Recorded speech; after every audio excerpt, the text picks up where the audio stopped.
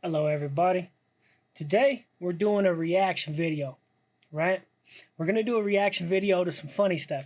There's I got a couple different videos here, and what I want to do is I want to correlate them to. There was a man in the Colorado Department of Corrections, and they called him MooMoo. He is known as MooMoo. Now I don't remember his exact name, and I'm not gonna go look into it because there's no reason for it. Everybody knows who I'm talking about. If you did any amount of time in the Colorado Department of Corrections, you know who MooMoo is.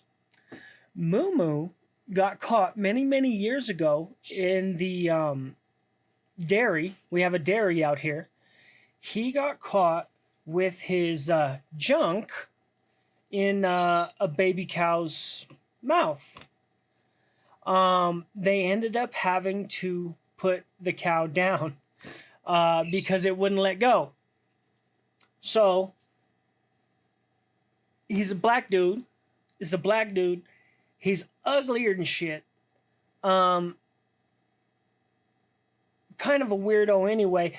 But he does have the audacity to have the word playa, P-L-A-Y-A, playa, tattooed on his back. So the same dude who got caught shagging the cow has the audacity to have the word playa on his back. But anyway, let's get into this first video here. So first here, we got this dude. He rolls up on his bike. Now, I'm not sure exactly where this is. It looked like it came out of Mexico. It's a Spanish-speaking country. I think it came out of Mexico. And as you can see, he's acting like... there seems to be some... I think they're dogs inside of like a cage right there. Right? So he's playing with the dogs through the fence. And if you notice, in just a second here, he's going to pull... Well, there he goes. And now he's getting down here. He's going to pull his weenie out, right? So this is what he's doing. Waving it and sticking it in there. So,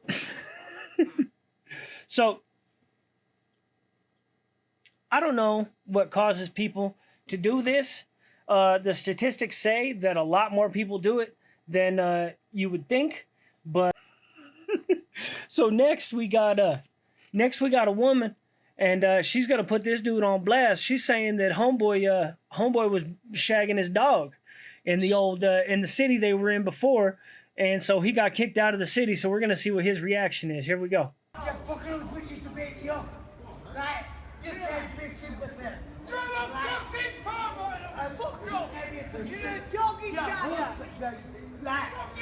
You want me to shagging your dog? Guys, I'd rather check if I had for his dog, I'd rather check in you.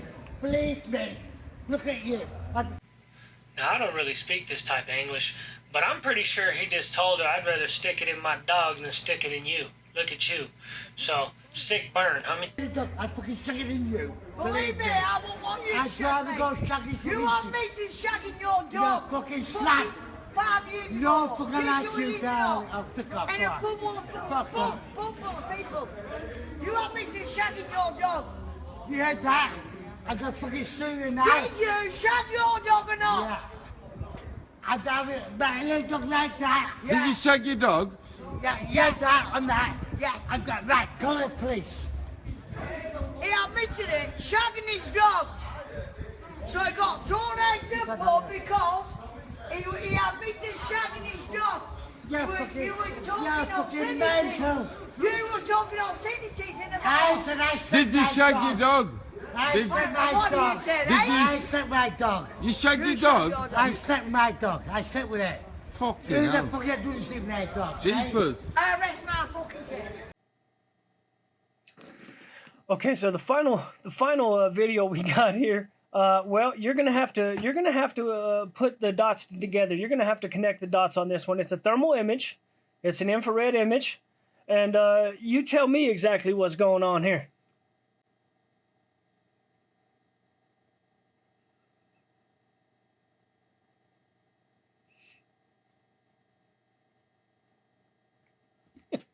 So, I'm not sure exactly what that is. I'm gonna guess it was a goat.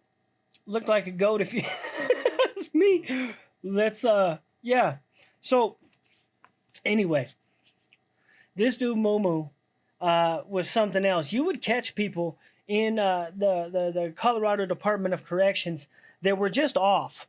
And you would think, yeah, this dude would do something weird like that. And then the weird part about it that really opened my eyes is that in 2010 I got to Cheyenne Mountain Reentry Center. CMRC is what it's called. It's in Colorado Springs, Colorado, and it is just for people being re-entered back into society. But what they don't do is accept sex offenders.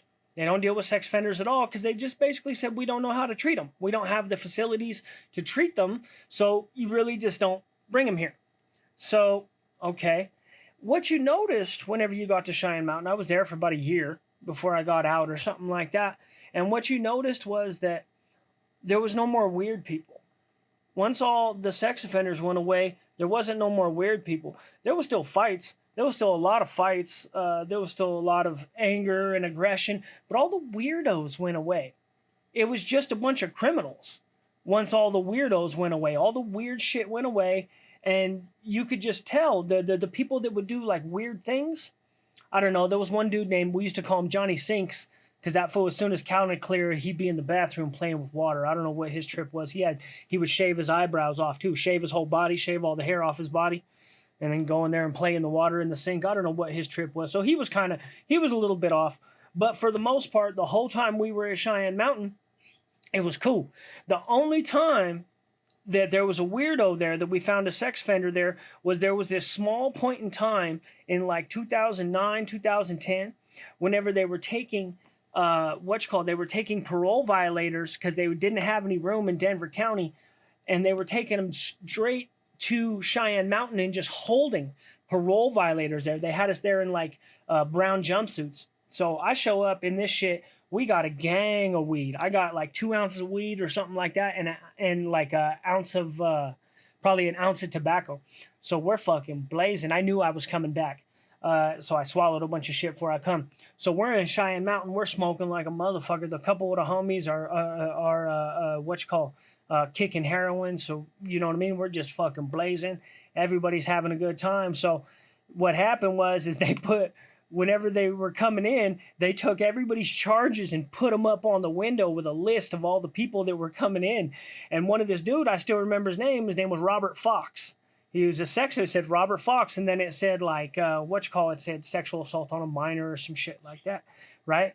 And so everybody's already looking for this fool, like they put it up in the window. That's how this was. It was literally in the window in the front of the pod, right? Just everybody's names and all their charges. Maybe they didn't think parole violator sex offenders would be coming there. So they never thought about the fact that they're putting everybody's charges because we don't serve sex offenders. Well, they were having us there in a capacity of parole violators. They weren't treating us. We weren't programming. We were just being housed. So they were sending sex offenders there.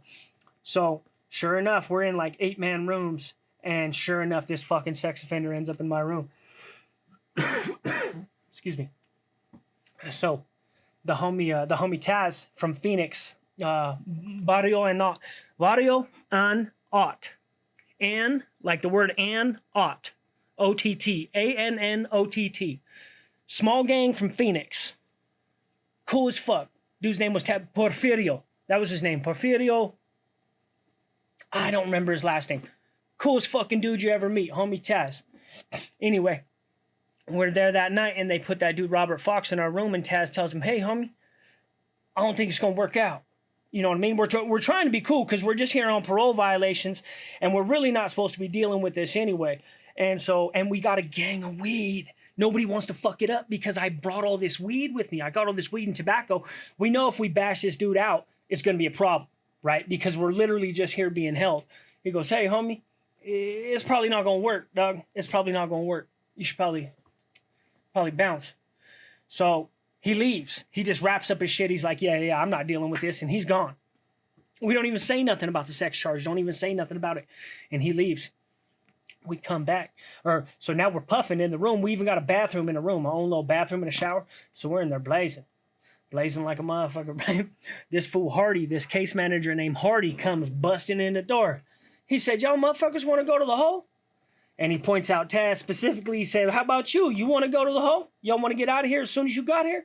He was like, nah, man. And the whole room smells like fucking weed.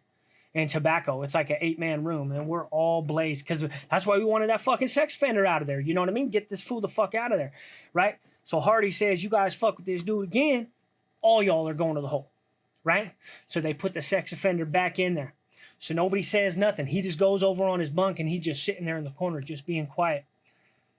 Come count time, it was bad for him. They count time, they shut the doors. You can't get out. They lock the doors, you know what I mean? Because you got a bathroom. It's a wet cell. Even though it's an 8-man room, it's a wet cell. So he tells him, so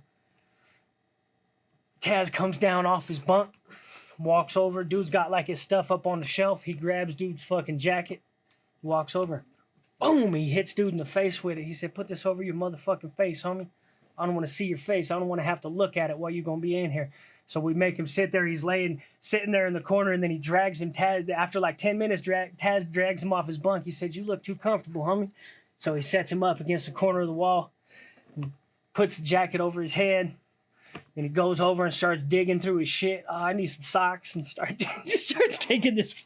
Oh, shit, dog. Hey, that fucking Chomo sat there all night in that thing. He just sat there on the ground all night with a jacket over his head, just fucking terrified. He was gone in the morning. As soon as they popped the doors, as soon as they unlocked the doors, that motherfucker was gone, dog. But other than that, I don't know. I got off on a tangent there, turned into a sex offender story. But I think that has something to do with it. Well, you know what I mean? Whenever you're putting your junk, whenever you're throwing it at an animal, I think there's a problem. Whenever you know, and I think this has probably got something to do with the same situation. But I'll tell you what, you ain't done no time in Colorado if you don't know who MooMoo is, because MooMoo was something else. Anyway, that's my story for the day. Thank you, everybody.